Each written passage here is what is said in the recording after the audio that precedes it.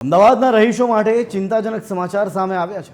શહેરના 26 જેટલા વિસ્તારોમાં છેલ્લા ઘણા સમયથી પ્રદૂષિત પાણીની વ્યાપક ફરિયાદો ઉઠતા હવે અમદાવાદ મ્યુનિસિપલ કોર્પોરેશન એક્શન મોડમાં આવ્યું છે।